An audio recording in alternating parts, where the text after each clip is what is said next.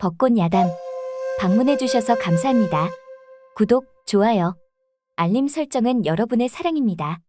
벚꽃 야담 이야기 시작하겠습니다. 옛날 궁궐 교태전에서 아기를 생산하기 위해 산통으로 비명을 지르는 중전이 있었습니다.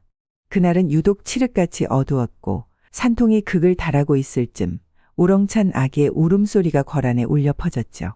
중전께서 왕자를 생산하였다며 경하드린다고 왕에게 전달되어 갈 즈음 이상하게 아랫배에 힘이 불끈하며 산통이 또 시작되고 있었습니다.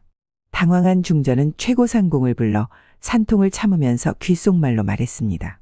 지금 산통이 또 시작되었네. 모든 나인들을 다 물리게, 그리고 자네만 남아있게. 네, 중전마마. 다급해진 최고상궁은 모든 나인들에게 말했습니다. 중전마마가 왕자 생산하시느라 많이 지쳐 계시어 조용히 쉬고자 하시니 모두 교태전에서 나가거라. 중전마마의 시중은 내가 들 터이니 너희들은 처소에 가 대기하고 있거라. 네, 알겠습니다. 그리하여 중전은 입에 면수건을 물고 힘을 주었답니다. 쉽게 나오지 않는 아기가 중전은 야속했죠. 누구도 쌍생은 인정하지 않을 텐데 어미가 꼭 너를 지켜주마. 그러니 어서 나오거라. 중전은 아무도 없는 틈에 아기를 낳아 숨겨야만 했습니다. 중전이 힘을 주니 둘째 왕자가 생산되었답니다. 중전은 힘든 몸을 일으켜 둘째 왕자를 품에 안고 어미의 젖을 충분히 먹였죠. 중전은 두 왕자를 나란히 눕혀놓고 다짐을 했습니다. 어미는 무조건 두 왕자를 지킬 것이다. 그리고 둘째 왕자를 최고상궁한테 주며 밀실로 데려가라 명했죠. 최고상궁은 둘째 왕자를 이불에 쌓아 중전의 침전 옆 구석진 벽을 미니 문이 스르륵 열렸답니다. 그곳은 중전과 최고상궁만 알고 있는 밀실이었던 거죠. 최고상궁은 둘째 왕자를 안고 한참을 내려가니 하나의 문이 나왔습니다. 문을 여니 또 하나의 동궁전 같았답니다. 중전이 되어 어떤 위험한 상황에 대비하고자 오랜 시간을 걸쳐 마련한 밀실이었죠. 또한 궁궐 밖으로 이어져 있었답니다. 그렇게 하여 둘째 왕자를 밀실에 숨기고 중전은 왕과 모든 신하들에게 축하를 받았습니다. 다만 왕자는 둘인데 이름은 하나, 태성이었답니다. 이렇게 두 명의 태성 왕자들은 자신들이 있는 동궁전에 살았던 거죠. 첫째 왕자는 지상에 있는 동궁전에서, 둘째 왕자는 지하에 있는 동궁전에서 말입니다. 그렇게 첫째 왕자는 임금의 적장자 원칙에 따라 세자책봉을 받고 후계자로서의 준비에 만전을 기울이고 있었답니다. 중전은 밀실에 살고 있는 둘째 왕자를 불쌍히 여겨 더 애틋하게 생각하며 어미의 정을 더 많이 주려고 노력하였습니다. 중전은 둘째 왕자한테도 세자가 기본적으로 익혀야 하는 모든 것을 가르쳤죠. 그렇게 두 왕자는 성장하여 10살이 되었답니다. 그해 봄, 중전은 큰 스님을 찾아 두 명의 왕자에 대해 말을 어렵게 꺼냈습니다. 큰 스님은 알고 계신 것처럼 놀라지 않았죠. 중전마마, 하늘에 떠 있는 태양은 하나입니다. 두 왕자님의 운명도 마찬가지이시지요. 안타깝게도 첫째 왕자님은 왕이 될 운명이 아니십니다. 둘째 왕자님이 왕의 사주 중에서도 강한 힘을 안고 태어나셨지요. 이 일을 어찌해야 한다는 말입니까? 지금은 순리에 따라야 할 듯합니다. 둘째 왕자님이 성장하여 왕자님이 있어야 할 자리로 찾아가실 겁니다. 다만 그 길이 외롭고 힘든 길이 되겠지만 왕자님은 그 길도 외면하지 않으시고 감당하시어 진정한 성군으로 거듭나실 겁니다. 그리하여 궐에 두 분의 왕자님이 계신다면 모두 위험해지십니다. 둘째 왕자님을 저한테 보내주시지요. 그리고 마음이 여린 첫째 왕자님은 많이 힘들어 하시고 계실 겁니다. 중전마마께서 잘 보살펴 주셔야 합니다. 그리하여 중전은 둘째 왕자를 큰 스님한테 보낼 결심을 하였습니다. 태성아, 어미 말 잘 듣거라. 오늘부터 태성이는 어미 곁을 떠나 있어야 한단다. 태성이가 어른이 되면 알게 될 것이며 그때 다시 어미 품으로 오게 될 것이다. 어머님과 함께 살면 아니 됩니까? 지금은 어미 옆에서 혼자 지내는 것보다는 다른 사람들과 함께 어울리며 지내는 것이 우리 태성이한테 좋고 안전하단다. 네, 어머님. 제가 강인한 남자가 되어 꼭 어머님을 찾아뵙겠습니다. 여기를 나가면 태성이란 이름은 잠시 마음에 담아두고 넌 지금부터 건우로 살 거라. 그렇게 중전은 오랜 시간 동안 건우를 못 볼 생각에 마음은 찢어지게 고통스러웠지만 이를 꽉 물고 떠나는 건우의 뒷모습을 지켜봤답니다. 그리하여 건우는 큰 스님한테 보내졌죠. 중전은 첫째 왕자 세자와 대화를 해보니 큰 스님의 말이 맞았습니다. 세자는 작은 일 하나하나 마음에 담아두고 자책하며 살고 있었던 거죠. 중전은 그런 세자를 안아주며 위로해 주었답니다. 한편 건우는 매일 아침에 일어나 효신과 함께 산을 앞마당처럼 뛰었습니다. 그리고 산 위 폭포에서 무예를 수련하였죠.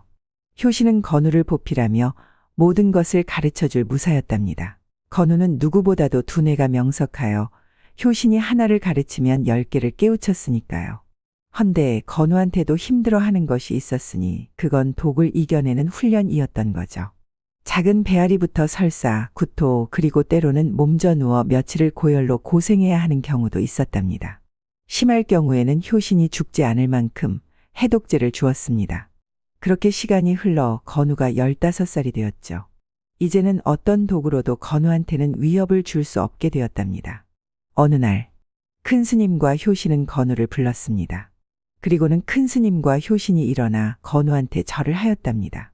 건우는 갑작스러운 두 분의 행동에 놀랐지만 큰 스님의 다음 말을 기다렸습니다. 중전마마는 일란성 쌍둥이를 낳으셨답니다. 첫째 왕자님은 지금 궐에 계십니다. 그리고 둘째 왕자님은 제 앞에 앉아 계신 건우님입니다. 건우는 놀라는 기색이 없었습니다. 미리 알고 있었던 것처럼요. 무엇보다 왕자님께서 강한 왕의 사주를 가지고 태어나셨습니다. 왕자님은 17세가 되는 해 궐에 들어가시게 될 것입니다. 그것은 무슨 말입니까? 그렇다면 제 형님은 어찌하고요? 그것은 왕자님의 손에 달려 있습니다. 첫째 왕자님은 왕이 될 사주가 아니십니다. 헌데 지금 궐에서 둘째 왕자님이 오실 자리를 보전하며 힘든 시간을 보내고 계시지요. 그렇다면 제가 처음부터 궐에 있었다면 형님도 힘들지 않는 삶을 살 수 있었던 거 아닙니까? 만약 그렇게 되었다면 두 분 모두 이 세상 사람이 아니었겠지요. 왕자님께서 훈련 받은 것들을 생각해 보신다면 아무 이유 없이 가르쳐 드린 것은 없습니다. 궐안은 왕자님께 위험한 것들로 도사리고 있습니다. 왕자님께 위험이 되는 모든 것들을 쳐내시며 왕의 자리에 오르셔야 합니다. 그래야 부모님도 형님도 지키실 수 있습니다.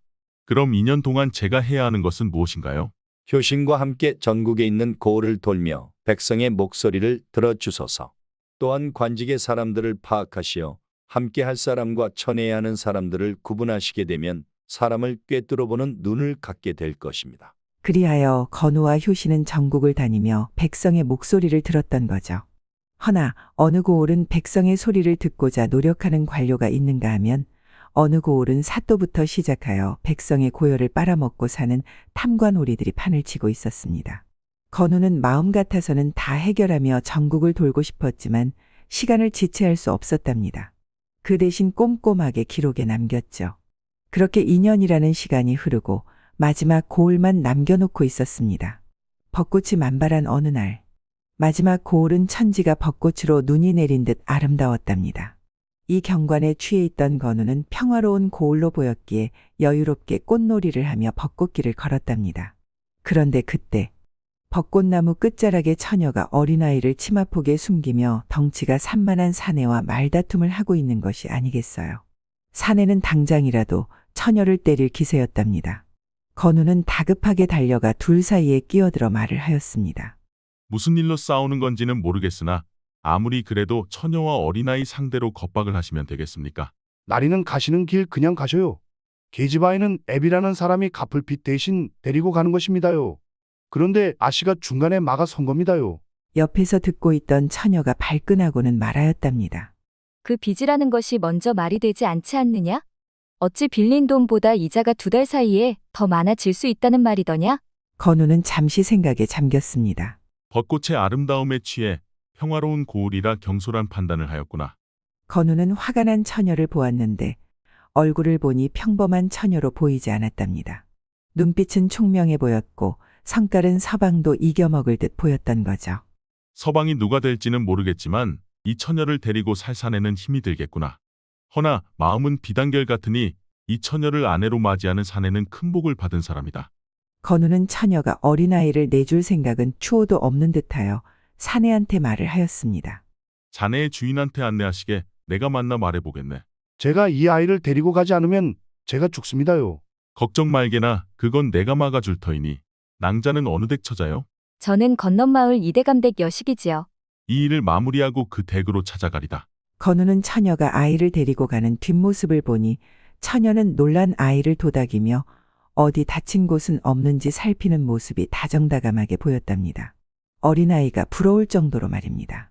그리하여 건우는 사내와 함께 최대감댁으로 갔습니다. 헌데 최대감댁 문에 들어서기도 전에 담 너머로 들려오는 비명소리가 들리니 같이 가던 사내가 효신의 뒤로 몸을 숨기며 두려워하는 것이 아니겠습니까? 건우는 대문을 통해 앞마당으로 가보니 최대감이라는 사람이 노비를 죽일 듯이 커다란 몽둥이로 패고 있었답니다. 노비가 최대감을 발견 못하고 몸을 살짝 부딪혔다는 이유였죠. 최대감은 대문으로 들어오는 건우를 발견하고는 말하였습니다. 무슨 일로 오셨어? 지나가는 나그네인데 이 사내가 어린아이를 데리고 가는 것을 제가 좀 막았습니다. 어찌 남의 일에 참견을 하시는 geb니까? 저도 말 못하는 사정이 있어이다. 그나저나 빌린 돈보다 2달 사이 이자가 더 많았다고 하더이다. 엄연히 지엄한 법이 있거늘 이를 지키지 않는 사람을 태형즉 100대의 중벌로 다스리라는 어명도 모른다는 말이요. 법이 있으면 뭘 합니까? 지키는 사람이 없다면 있으나 만한 법인 것을 아니 그렇소. 건우는 최대감의 말에 뒤통수를 크게 맞은 기분이었습니다. 건우는 관아의 사또도 마찬가지일 거라 생각이 드니 평화롭게 해결될 문제가 아니라고 생각을 했죠. 그리하여 건우는 밖으로 나와 효신한테 말하였답니다. 최대감 죽이지는 말고 살짝 겁이나 주면 어떠한가? 명만 내려주시면 알아서 처리하고 오겠습니다. 효신, 너무 좋아하는 것 아니더냐? 아까 참는데 좀 힘이 들었습니다. 그럼 알아서 뒷일 좀 부탁하네. 낭자한테는 아무런 탈이 없어야 할 것이야. 네, 깔끔하게 처리하겠습니다. 건우는 처녀의 집으로 갔습니다. 처녀의 집에 가까워질수록 어린아이들의 웃음소리가 경쾌하게 들렸답니다. 건우가 대문으로 들어서는 순간 눈가리개를 한 처녀가 건우를 덥석 잡고는 말하였죠. 잡았다. 건우는 처녀가 눈은 가렸지만 밝게 웃으며 자신을 잡고 있는 처녀의 손길과 웃는 입술은 건우의 철통 같은 심장을 흔들어 놓았답니다. 처녀의 눈가리개가 스르륵 풀리고 건우의 눈과 마주친 처녀는 너무 놀라 몸이 휘청하였습니다. 건우는 굵직한 팔로 처녀의 가느다란 허리를 한 팔에 끌어안았죠. 처녀는 건우의 팔에 안겨 건우의 얼굴을 올려다보았는데 반듯한 이목구비의 심장이 심쿵했답니다.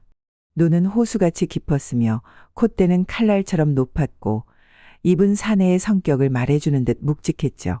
건우는 처녀의 눈을 보았는데 사슴 눈처럼 크고 촉촉하여 눈을 뗄 수가 없었습니다.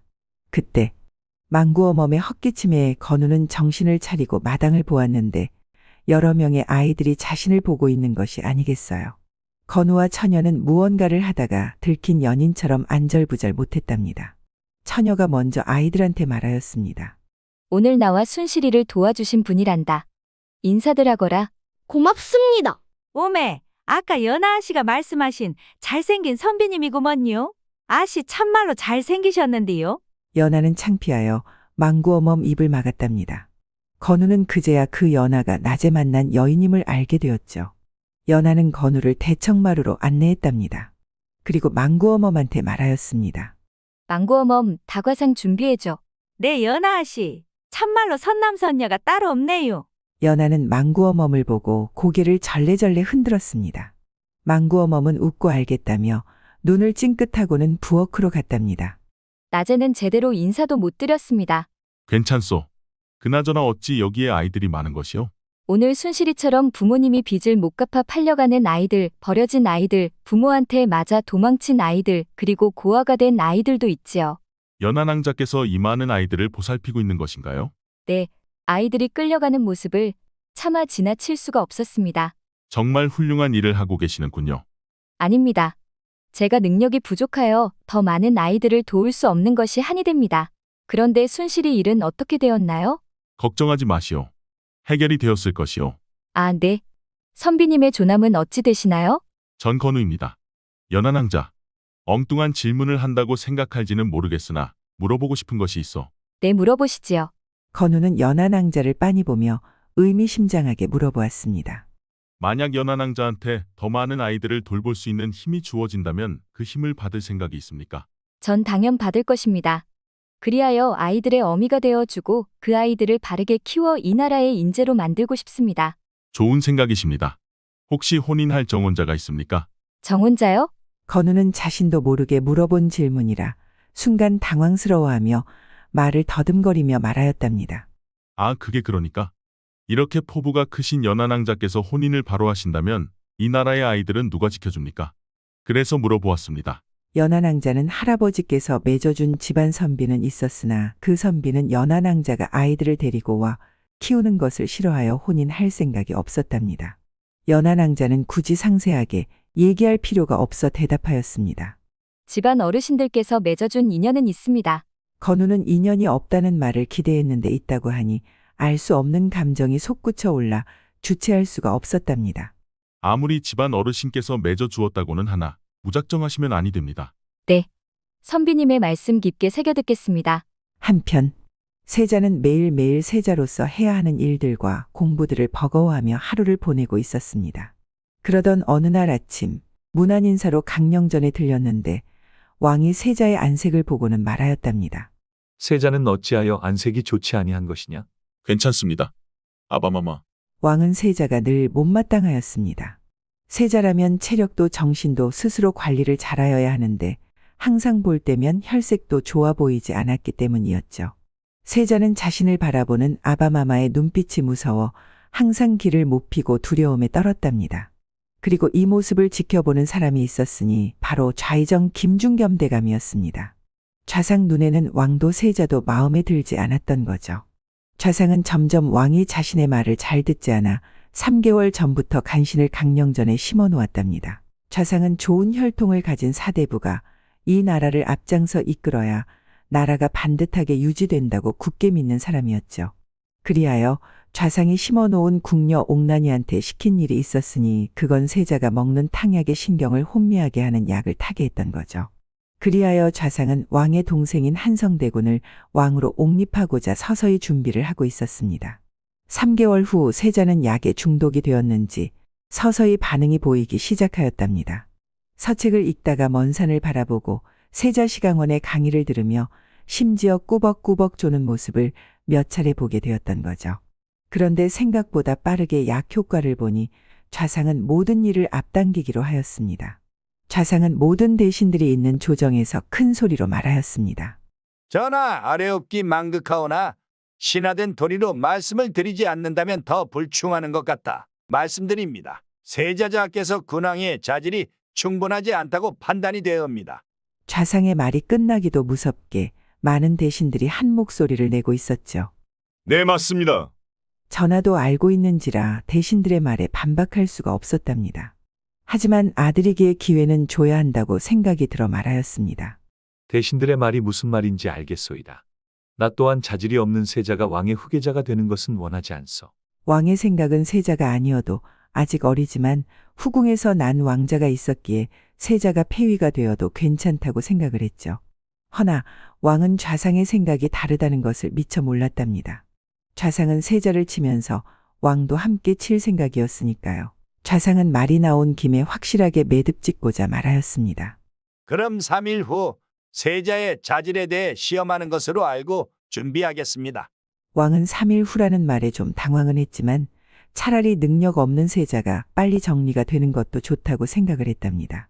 한편 중전은 3일 후에 세자 자질에 시험한다는 말에 놀라 왕을 찾아갔습니다.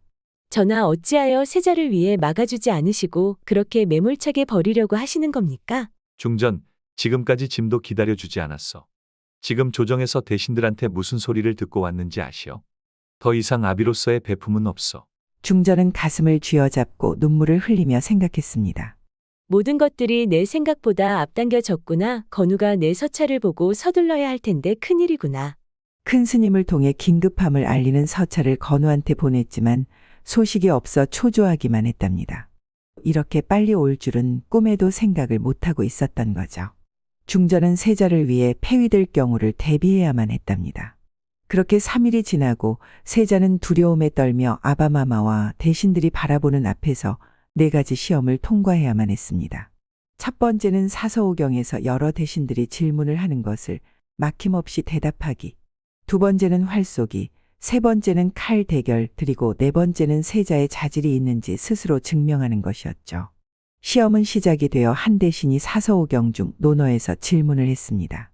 세자는 몸을 움츠리고는 작은 목소리로 막힘없이 대답을 했답니다. 질문은 계속되었지만 세자는 망설임도 없이 대답을 하니 좌상은 좀 당황을 했죠. 세자는 당황하는 좌상의 표정을 보았고 다른 대신들의 마음이 세자의 눈에 고스란히 읽혔습니다. 세자는 어깨와 허리를 쭉 펴고 처음과 다르게 큰 소리로 질문에 답했습니다. 세자의 목소리는 자신을 쳐내려는 자들의 심장에 날카로운 비수가 되어 꼽는 듯 하였답니다. 좌상은 생각지도 못한 세자의 모습에 당황하지 않을 수가 없었죠. 좌상은 이날 세자와 함께 왕도 바꾸기 위해 역모를 계획했습니다.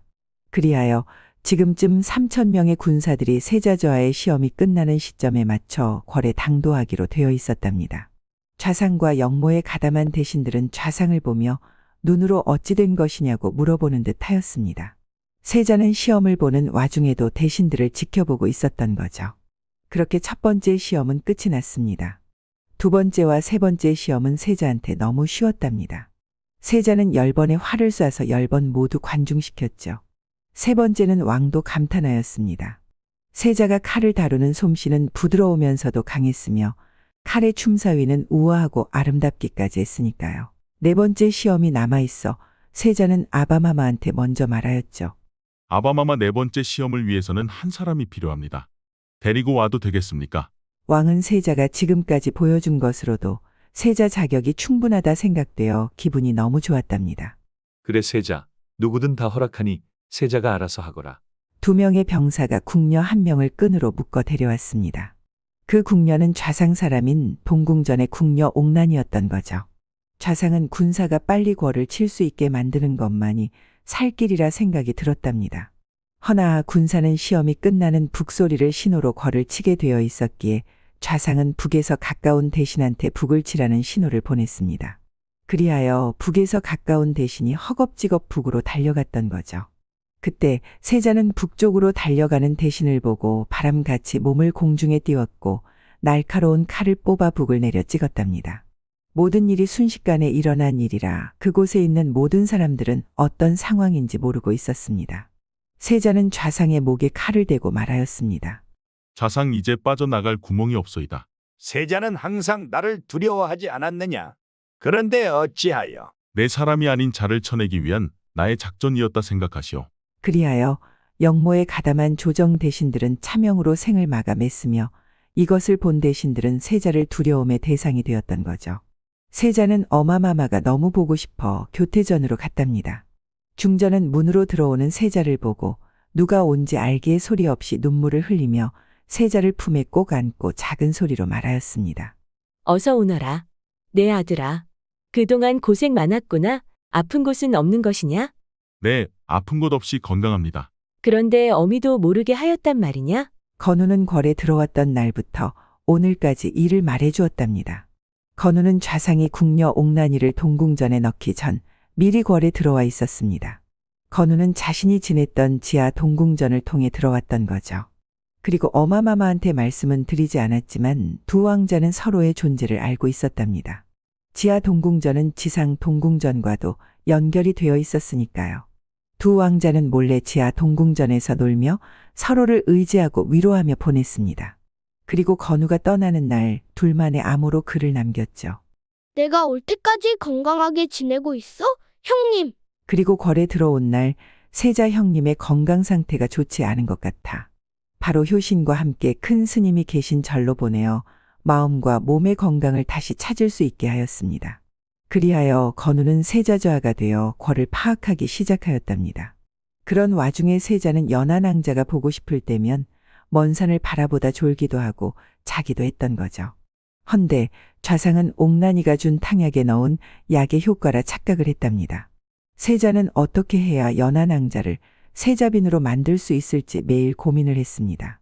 그리하여 어마마마한테 물어보았습니다. 어마마마, 세자비는 어떻게 하면 제가 원하는 사람으로 맞이할 수 있는 건가요? 세자 마음에 둔 여인이 있었습니까? 네, 어마마마.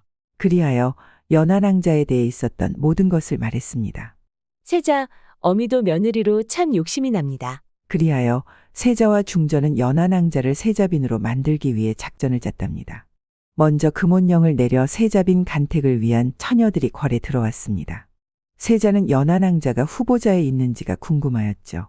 30명 안팎의 후보자 중 초간택에서 7명을 선발하고 재간택에서 3명, 마지막 3간택에서 1명을 결정하는데 다행히 초간택에 연하낭자 이름이 있었답니다.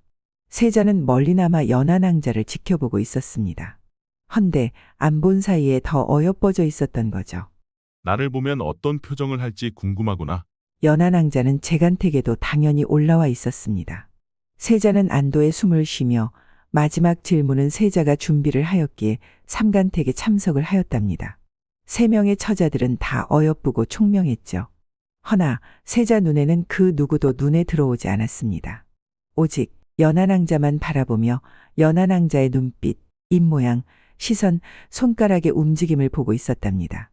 헌데 연하낭자는 이 자리가 지루했던지 바닥 쪽을 뚫어져라 쳐다보고 있는 것이 아니겠어요. 세자도 너무 궁금하여 고개를 쭉 빼고 연하낭자가 보는 곳을 보았는데 작은 새끼 거미가 천장에서 내려오고 있는 중이었습니다. 그 모습을 지켜보고 있던 세자는 웃음이 폭발하여 얼굴이 빨개지도록 웃었답니다. 모든 사람들은 갑작스러운 세자의 웃음에 놀라 세자가 있는 곳을 쳐다보았죠. 연하낭자는 모르겠지만 세자는 연하낭자와 눈이 마주쳤습니다. 또 한 번 세자의 심장이 심쿵 떨어졌답니다. 마지막 질문만 남겨둔 세자는 근엄한 목소리로 질문을 하였습니다. 세자빈이 된다면 아이를 몇 명을 키울 수 있는지 말해보시오. 첫 번째 처녀는 3명을 말하였습니다. 두 번째 처녀는 5명을 말하였답니다. 세 번째 연하낭자가 말을 하였습니다. 저는 인원에 상관없이 제 손길이 필요한 아이라면 다 키우겠습니다. 세자는 연하낭자의 대답을 알기에 연하낭자만을 위한 질문을 했던 거죠. 그리하여 3간택까지 끝이 나고 연하낭자가 세자빈이 되었답니다. 세자는 연하낭자를 빨리 보고 싶어 하루하루를 1년처럼 보내고 있는데도 무슨 절차가 이리도 많은지 자신의 품에 안기도 전에 늙을 것 같았습니다. 드디어 가래를 올리고 첫날 밤이 되었습니다. 세자는 세자빈을 바라보며 말하였습니다. 연하낭자를 세자빈으로 맞이하기까지 제가 얼마나 노심초사했는지 모르실 겁니다. 세자빈이 된 연하낭자는 무슨 말인지 몰라 세자를 쳐다보았는데 건우선비였던 거죠. 건우선비님께서 세자저하이셨습니까? 네, 맞습니다. 세자는 세자빈에 무겁게 보이는 가래장식을 하나 둘씩 내려주었답니다. 그리고 몇 겹으로 쌓아있던 가래 의상도 벗겨주고 마지막 속적삼과 속치마만 남겼죠. 자신이 그동안 애태우며 보고 싶었던 연하낭자가 옆에서 자신의 손길에 긴장하며 얼굴 빨개져 쳐다보는 모습이 어여쁘기가 그지없었습니다. 세자는 더 이상의 말이 필요가 없었답니다.